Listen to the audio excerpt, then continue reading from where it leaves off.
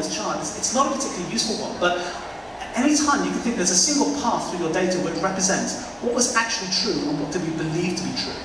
Now that doesn't preclude the fact that we can have different dots over here which represent different things that we believed in, different things over here that represent the time periods in which we believe those things. But there is a single path through the data which is what was the truth and when do we consider it to be truth. Okay? Right, now the brain just seems to be exploded. Let's do away with the theory. That's all the theory I'm going to talk about, is how do you actually implement this stuff in your database. So I've said already that I'm only going to talk about this in terms of SQL.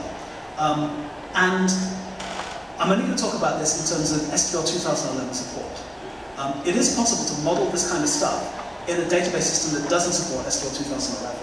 However, it's a lot harder. There's a lot more work that you have to do yourself.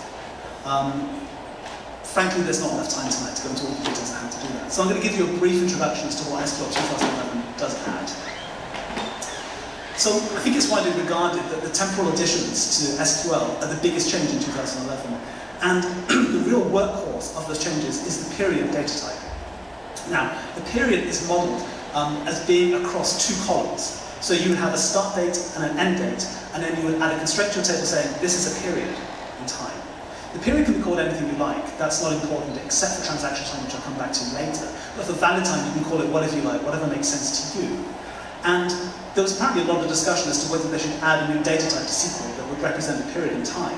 But then that was nixed because of all the tooling that would have to be updated. There would be so many programming languages that didn't understand what the SQL concept for a period is, and all that would have to be updated, .NET, Java, and PHP, and whatever. So instead they arrived at this thing that the period is a constraint that lies over two columns. Also added was things that you query across periods in time. So you can have predicates like contains, overlaps, equals, precedes, immediately succeeds. And when you're dealing with a period, you can also update or delete data for a portion of a period. So you can have some records which are valid for a certain amount of time in a period. And then you can say, for this period of time, during this period, update this record further or delete it. Okay? So first of all, let's talk about how would you implement valid time. So, first of all, you add two new columns to your database, to your table. You start and end, and you add a period constraint on those columns. Secondly, the period must be part of the primary key.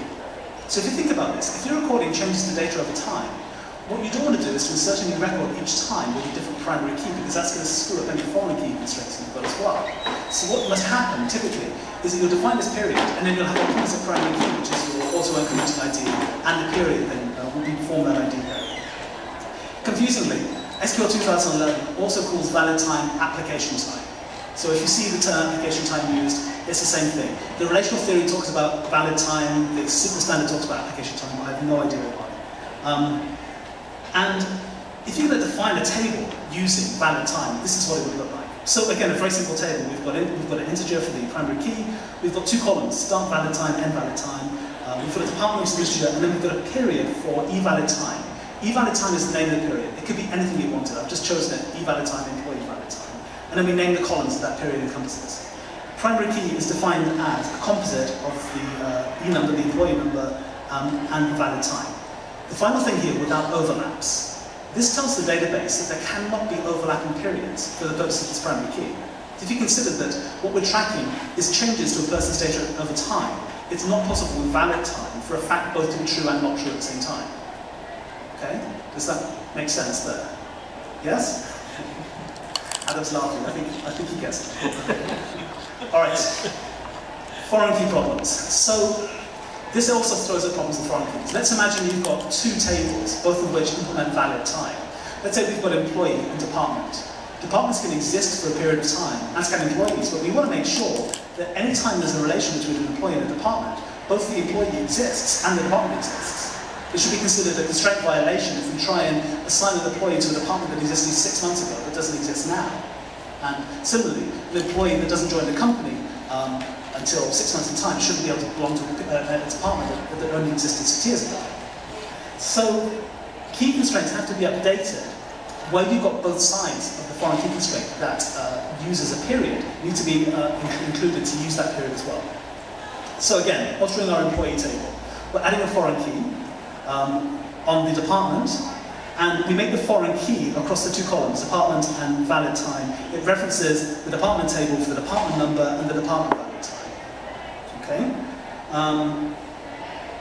And of course, this will also make sure that the constraint in the child table, which in this case is the employee, is contained or is exactly the same as the period in the parent table, which is the department. Okay? So when we assign an employee to a department, the department must exist for that period of time that we're saying that the employee belongs to that department. Or the period of time in which the employee belongs to the department must be exactly the same as the period of time in which that department exists. Now, does that make sense? And that constraint will be enforced by the database for you. You will not be allowed to link those together if that doesn't hold true. So a couple of quick examples. How do you query a table using valid time? So what we're seeing is that we have multiple rows inserted. Whereas we might have had one single row of data that we keep updating, using valid time, what we'll probably end up doing is inserting multiple rows to record those changes for us, okay, with the valid time constraint. And in that case, when we do our selects, we have to be able to say to the database, at what time period do we want the data to be returned for? So the first query here, where we say eValidTime contains date. So what we're saying is that this date must be bounded by this period in time.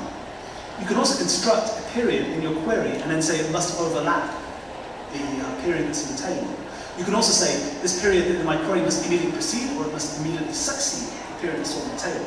There's other ways you can do that with the other predicates that we talked about earlier. So that's using valid time.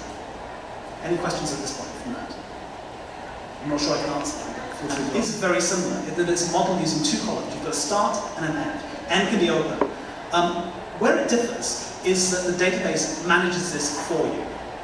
Now, in SQL 2011, they've confusingly called this system time and system versioning. Again, I don't know why. The theory literature will talk about transaction time instead. Effectively, what happens, the database will take a snapshot of the data for you every time before it is changed, or before it is deleted, and then we'll record that snapshot for you. So when you insert a record, the database automatically adds a transaction time start for you. When you delete or update the data, the database automatically adds an end point to that transaction time, and then takes a snapshot of the data, records it in some sort of backup, and then changes the data in the main table for you. And what does that look like? So to do that, you've got to add this with system versioning to your create table statement, or your alter table statement. So what does that look like when we create a table? Well, this is it using transaction time, or system time as the SQL 2011 license will call it. As you see, we've got two columns, sysstart, sysend. Always has row start, always has row end. Telling the database that when the validity of this data is inserted, we're going to use row start for sysstart. And when it becomes invalid, we're going to update that to be the row end.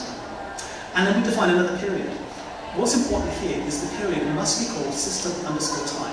Otherwise, the database will not recognize this as a period to use for system version. And then finally, after the closing brace, you need to say with system version. Now, SQL 2011 says the database then has to take care of backing up this data for you. It doesn't describe how that's to be done. The different database vendors will have to decide that. But this is how it should work. And if we're querying a table for transaction time, there's another little difference. We can say for system time as of is a new bit of syntax into this document. So what we can say is, as of this time, what did I believe to be the truth about this employee? We can also say system time from or system time between to represent two dates, and we can then use that to trace changes in the data between those times. When was this data updated or deleted in this time frame? Okay. Still with me? Yes, go ahead. Can you get at for all system time? I'm not sure, actually. That's a good question. I absolutely don't know. Does a complete bitemporal table definition look like? It looks like this. This has got a valid time, it's got a system time or transaction time, it's got the primary key, that's the composite of the integer and the period, and it's also got the foreign key definition that also references the period in the parent table. Okay? As you can see, there's quite a lot of work adding extra columns just to add this piece of functionality. However, if you need to do this, this is currently the best way to track these kind of changes to data over time. So, the big question is, we keep talking about SQL 2011. Who actually supports SQL 2011? Well, IBM DB2 claims to be the first ones to support it. Apparently their syntax for system time as of is different and not consistent with SQL 2011. So currently, the only database vendor that has an implementation that's fully in compliance with SQL 2011 is Oracle. Oracle 12c supports all of this stuff. and a bit extra precise. I think in Oracle's WAF6 you could say exec set valid time to be such and such, and then you can execute queries without the valid time period, and the database will only return data which is valid for this valid time that you've set. There's a few extra goodies in there as well. I've tried to see if this stuff is on SQL Server's roadmap, Postgres, MySQL, and I'm actually will be forever because Oracle won't let it happen. I'm not sure. I can't find any information about what that is, but I'm assuming that such a major piece of functionality, Microsoft isn't the safe far behind for long. So if you're interested, hopefully I'll be able to put these slides online somewhere after this. Further reading. Richard Snodgrass's paper. This was his doctoral thesis, I believe. So it's kind of like the beginning point at which all of this stuff was codified, where he defined valid time, transaction time, and decision time. So that's a good place to start. Temporal features in SQL 2011 is a short PDF paper I came across the other day. It's about 4 or 5 pages long. It's very readable. It's great. I highly recommend you take a look at it if you can. And I found the other day, this book, the third one here, was published in August of this year. Time and Relational Theory, Temporal Databases, and the Relational Model in SQL. I downloaded a sample on my Kindle, and the chapter listing scares me. So I haven't actually bought the book yet, but it looks like it could be a good resource as well. All right, so at this point, thank you very much. That's all I have for tonight. Does anyone have any questions?